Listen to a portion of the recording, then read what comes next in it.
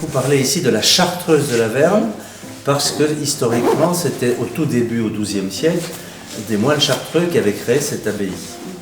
Et puis ces moines chartreux sont restés jusqu'à la Révolution, et là, à la Révolution, naturellement, ils ont été chassés et ils ont dû partir, se réfugier en Italie. Tous les bâtiments ont été laissés à l'abandon, et vous voyez sur cette photo, une photo qui a été prise dans les années 70. Nous sommes ici dans le trou. Ça devenait une carrière de pierre pour qui en voulait, les bergers venaient se servir, les bêtes paissaient dans les bâtiments.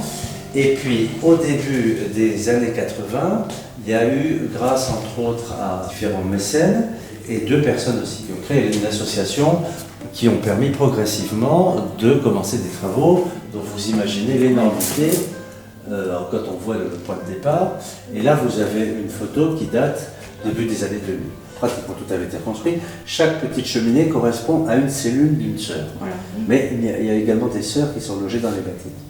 Et puis l'étape finale que vous voyez sur cette petite photo correspond au remblai ici sous la voûte. Oui. Et dans ce remblai ont été construites une dizaine de vous voyez, ce grand couloir fait communiquer des cellules qui sont derrière et qui ont un éclairage zénital.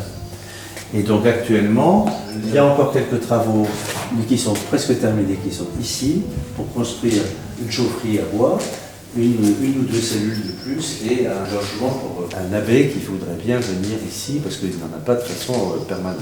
Alors vous croiserez peut-être quelques sœurs, mais ce sont elles qui font l'interface entre la vie, pas forcément la tendance, mais au moins l'interface avec la vie, le monde et puis le monde extérieur et la vie.